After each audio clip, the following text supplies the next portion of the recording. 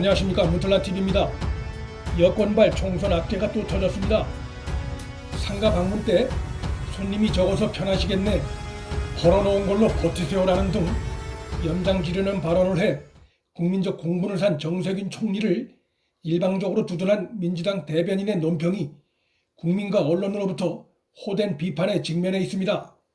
민주당 이해식 대변인은 발언 맥락을 살펴보지도 않고 정 총리를 비난한다며 언론과 네티즌들을 hir난하는 논평을 냈다가 국민들로부터 반성도 안 하는 오만한 정당이라는 질책이 쏟아지자 1시간 10분 만에 부랴부랴 자신들이 낸 논평에 4군데나 수정을 해서 제 논평을 내놓는 망신을 자초했습니다.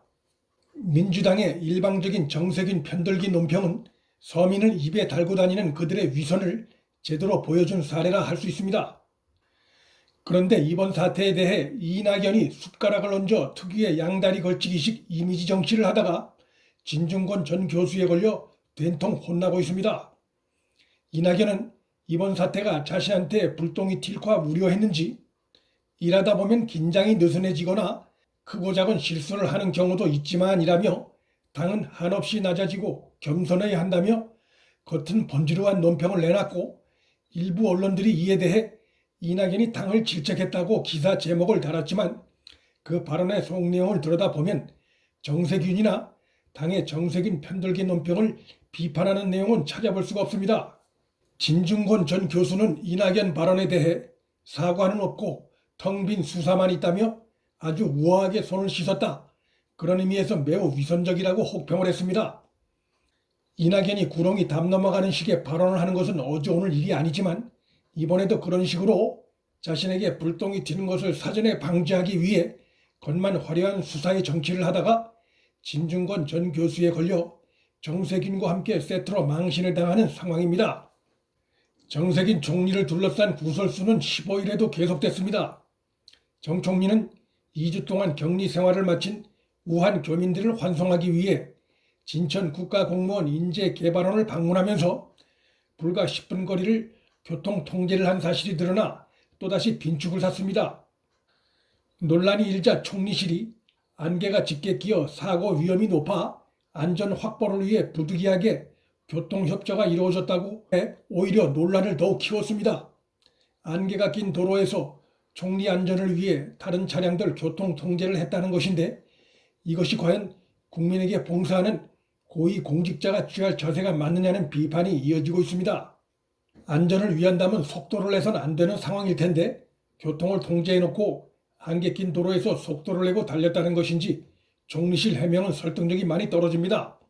안개가 끼어 가뜩이나 답답했을 영문 모르는 차량 운전자들은 교통 통제에 막혀 더욱 짜증나고 나중에 그것이 정 총리 차량 때문이었다는 소식을 들었을 때 더욱 분통이 터졌을 것입니다. 문재인 정권을 관통하는 오만한 권위의식이 이번 사안에서도 잘 드러난다 할 수 있습니다. 문 정권 내부에서조차 제발 발언을 조심해달라는 읍소를 듣고 있는 추미애가 또 가짜뉴스를 쏟아냈습니다. 하루가 멀다 하고 헛발질을 하고 있는 양상입니다.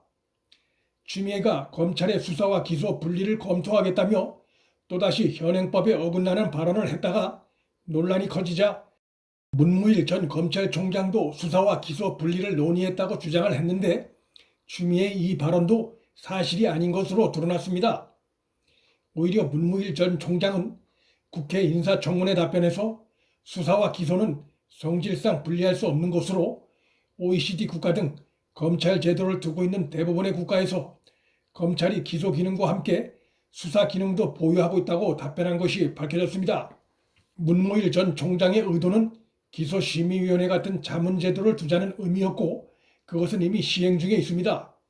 추미애가 사실관계도 제대로 확인해보지도 않고 문무일 전 총장을 거론했다가 또다시 망신을 자초한 것입니다.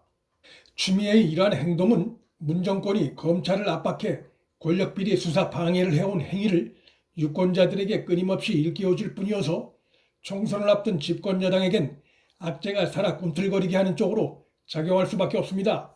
추미애가 오는 21일 전국 검사장 회의를 연다고 하는데 이 역시 그가 집권여당 현직 국회의원 신분이기도 하기 때문에 총선을 한 달여 앞둔 시점에서 정부 여당의 선거 개입이라는 의혹과 논란을 부채질할 수밖에 없어 또 하나의 헛발질이 될 공산이 큽니다. 장관 추미애가 자기 한 몸 망가져 검찰의 힘을 약화시키고 정권을 보호하고 집권당 총선을 돕겠다는 것인지 연신 무리수를 남발하고 있지만 그것이 오히려 정권을 더 고나라 몰아넣고 있는 양상입니다. 민주당 지도부의 헛발질도 점입가경이고 가관입니다. 민주당은 빼고라는 민주당 행태를 비판한 칼럼을 쓴 임미리 교수와 칼럼을 게재한 신문사를 고발했다가 자신들 진영으로부터도 호된 비판을 못 이겨 마지못해 고발을 취하하면서도 임미리 교수가 안철수 자문단 일원이었다며 뒤끝을 보였는데 그것도 정확한 내용이 아닌 것으로 드러나 발표했던 논평을 수정하는 등 헛발질과 후폭풍이 이어지고 있습니다. 임미리 교수는 이름만 올려져 있었을 뿐 실제 활동을 한 적은 없는 것으로 밝혀졌습니다. 상대 진영 후보 낙선 운동엔 쌍수를 들어 환영했던 자들이 자신들에게 표를 주지 말자는 신문의 칼럼에 대해 히스테리를 부리다 개망신을 당한 것입니다. 자신들에 대한 비판을 허용하지 않는 독재적 태도입니다. 당 대표인 이해찬의 행동은 더 가관입니다. 자신의 이름으로 고발장이 접수됐음에도 누가 고발한 것이냐며 책임을 떠넘기는 황당하고 무책임한 태도를 보였습니다. 잘못을 인정할 줄도 반성할 줄도 모르고 책임은 남에게 떠넘겨온 그간의 평소 오만한 습관이 이번 사건에서도 그대로 불거졌다는 비판이 일고 있습니다. 임미리 교수 칼럼을 선거법 위반이라고 판단 내린 선거기사심의위의 권한을 넘은 오만에 대해서도 민주당과의 교감설이 흘러나오고 있어 논란은 계속될 전망입니다.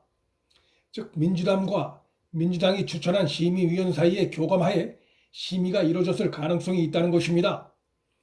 민주당이 임미리 교수 고발로 비난 여론에 휩싸이자 기다렸다는 듯이 선거법 위반을 발표하며 민주당에 힘을 실어준 것도 그런 의심을 뒷받침합니다. 큰일이 터지기 전에 작은 전조들이 나타나기 마련입니다. 지금 정부 여당에 계속되는 헛발질은 꼭 그런 상황을 닮았습니다. 총선을 2달도 채 남겨놓지 않은 지금 집권 세력이 상황을 수습하기엔 그들이 그간 벌여놓은 일이 너무 크고 많을 뿐만 아니라 무엇보다 잘못을 인정하고 고치는 자정 능력이 없어서 불가능하다 할 수 있습니다. 문틀란TV 여기서 마칩니다. 구독과 좋아요, 방송 공유는 방송 제작에 큰 힘이 됩니다. 시청해 주셔서 감사합니다.